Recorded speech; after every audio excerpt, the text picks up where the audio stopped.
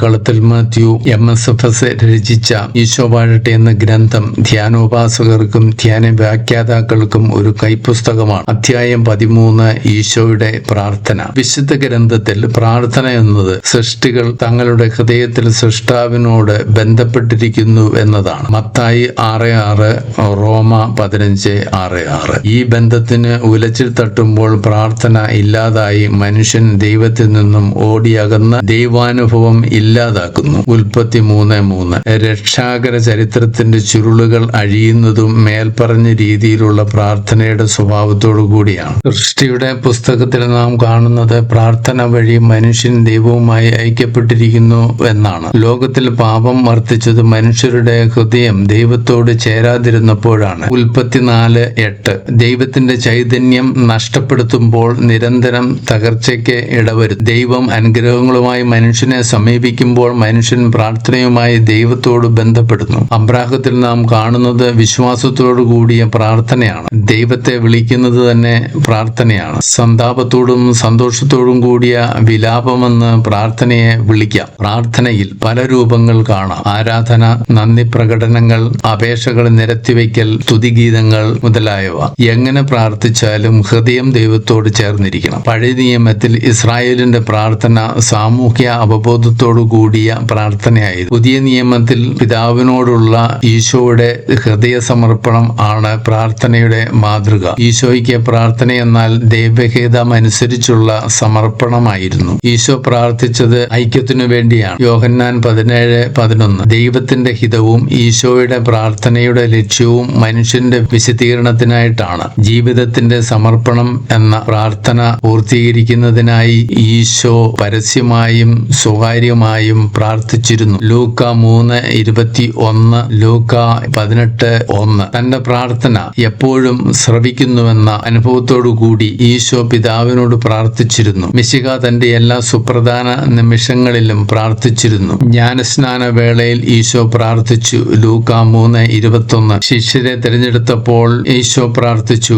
ലൂക്ക 6:12. കഫർനാമിൽ പ്രവേശിച്ചപ്പോൾ ഈശോ പ്രാർത്ഥിച്ചു. ലൂക്ക 5:16. അത്ഭുത പ്രവർത്തനങ്ങളോടനുബന്ധിച്ച് ഈശോ പ്രാർത്ഥിച്ചു. മത്തായി 14:23, മർക്കോസ് 6:46. പത്രോസിന് തലവേനാക്കിയപ്പോഴും ഈശോ പ്രാർത്ഥിച്ചു. ലൂക്ക 9:18. ശിഷ്യർക്ക് മധ്യസ്ഥത വഹിച്ചപ്പോൾ ഈശോ പ്രാർത്ഥിച്ചു. ലൂക്ക 22:32. പീഡാനുഭവത്തെ നേരിടുവാൻ ഈശോ പ്രാർത്ഥിച്ചു. മർക്കോസ് 15:34. വചന പ്രഘോഷണത്തിനായി ഈശോ പ്രാർത്ഥിച്ചു. മർക്കോസ് 1:35. ഗത്സമനിയിൽ ഈശോ പ്രാർത്ഥിക്കുന്നു. മത്തായി 26:36. മർക്കോസ് 14:32 മുതൽ 42 വരെയുള്ള തിരുവചനങ്ങൾ. ലൂക്ക 22:39 മുതൽ 46 വരെ. ഈശോ പരാജയത്തിന്റെ പശ്ചാത്തലത്തിലും പിതാവിന് നന്ദി പറയുന്ന പ്രാർത്ഥന തികച്ചും മാതൃകാപരമാണ്. ഏകാന്തതയിൽ പ്രാർത്ഥിക്കുന്നു. മത്തായി 6:6, ലൂക്ക 6:12, മർക്കോസ് 14:32. ക്രിസ്ത്യാനികൾ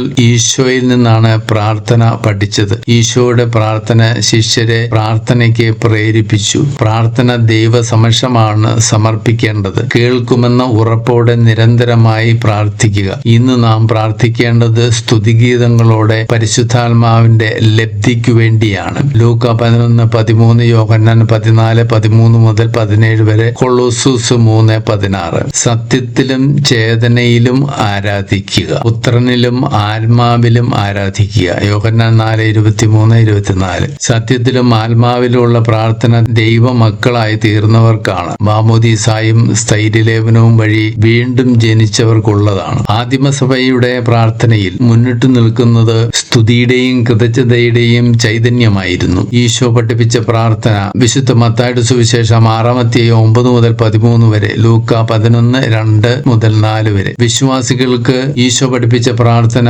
വിശ്വാസികൾക്ക് പരിചിതവും മാതൃകാ പ്രാർത്ഥനയുമായ കർത്തൃ പ്രാർത്ഥന സുവിശേഷങ്ങളുടെ സാര സംഗ്രഹമാണ്. മത്തായി 6:9 മുതൽ 13 വരെ, ലൂക്ക 11:2 മുതൽ 4 വരെ. സ്വർഗസ്ഥനായ പിതാവേ, ക്രിസ്തു പിതാവിനെ ആബാ പിതാവേ എന്ന് വിളിക്കുന്നു. ദൈവം എല്ലാവരുടെയും പിതാവായി ഇവിടെ മാറുന്നു. ഞങ്ങളുടെ പിതാവേ എന്ന സംബോധന വഴി അവിടുന്ന് ഒരേ സമയം നമ്മിൽ നിന്നകന്നും നമ്മോടുകൂടെ വസിക്കുന്നവനുമാണ്. സ്വർഗസ്ഥനായ ഞങ്ങളുടെ പിതാവാണെന്ന് ആബ എന്ന സംബോധന വ്യക്തമാക്കുന്നു. അങ്ങയുടെ നാമം പൂജിതമാകണമേ. നാമം വ്യക്തിത്വത്തെയും സത്യത്തെയും സ്വഭാവത്തെയും വെളിപ്പെടുത്തുന്നു. ദൈവത്തിന്റെ നാമം ഇതുപോലെ തന്നെയാണ്. അങ്ങയുടെ നാമം അറിയുന്നവർ അങ്ങിൽ വിശ്വസിക്കുന്നു. സങ്കീർത്തനം 9:10. നാമത്തിന്റെ പരിശുദ്ധി എല്ലാ ജനങ്ങളുടെയും മുമ്പാകെ വെളിപ്പെടുത്തണമേ എന്ന യാചനയാണ് ഇതിലുള്ളത്. ലോകം മുഴുവൻ അവിടുത്തെ നാമം അംഗീകരിക്കുകയും ആദരിക്കുകയും ചെയ്യണം. അങ്ങയുടെ രാജ്യം വരണമേ. പഴയ നിയമത്തിൽ സകലത്തിന്റെയും ഉടമയും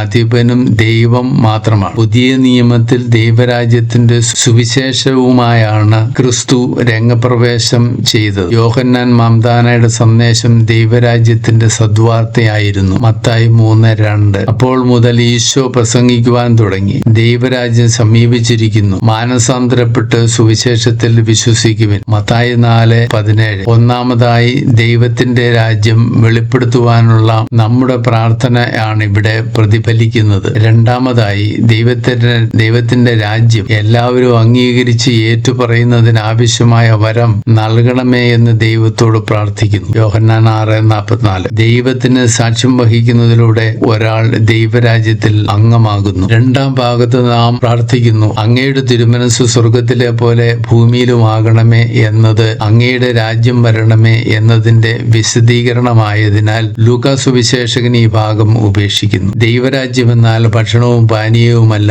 നീതിയും സമാധാനവും പരിശുദ്ധാത്മാവിലുള്ള സന്തോഷവുമാണ്. ദൈവം തിരുമനസ്സാകുന്നതെല്ലാം ചെയ്യുവാനുള്ള സന്നദ്ധത അർത്ഥി ഏറ്റുപറയുന്നു. കർത്തൃ പ്രാർത്ഥനയുടെ രണ്ടാം ഭാഗം, അന്നു വേണ്ട ആഹാരം ഇന്ന് ഞങ്ങൾക്ക് തരണമേ. അപ്പം വിവക്ഷിക്കുന്നത് മനുഷ്യന്റെ ആത്മീയവും മാനസികവും ബൗദ്ധികവുമായ വിശപ്പിനുള്ള ആഹാരം എന്നാണ്. ദൈവവചനവും കൃപാവരവും ആയ അപ്പം. ദൈവവചനം ഭരിക്കുമ്പോൾ മറ്റ് പ്രത്യയശാസ്ത്രങ്ങളും ചിന്താഗതികളും അപ്രത്യക്ഷമാവും. വചനമായ ഈശോ തന്നെയാണ് ജീവന്റെ അപ്പം. യോഹന്നാൻ 6:35. നിത്യജീവന്റെ അപ്പം ഇന്ന് തന്നെ തരണമേ എന്നാണ് പ്രാർത്ഥിക്കുന്നത്. ഞങ്ങളുടെ കടക്കാരോട് ഞങ്ങൾ ക്ഷമിച്ചതുപോലെ ഞങ്ങളുടെ കടങ്ങൾ ഞങ്ങളോടും ക്ഷമിക്കണമേ. ദൈവത്തിന് മാത്രമാണ് കടങ്ങൾ ക്ഷമിക്കുവാൻ സാധിക്കുക. നമ്മുടെ കടക്കാരോട് നാമും ക്ഷമിക്കണം. പാപങ്ങളും വീഴ്ചകളുമെല്ലാം ക്ഷമിക്കണമേ എന്ന് പ്രാർത്ഥിക്കുന്നു. ഞങ്ങളെ പ്രലോഭനത്തിൽ വീഴാൻ ഇടയാക്കരുത്. നമ്മിലുള്ള ദുരാശകൾ നിമിത്തം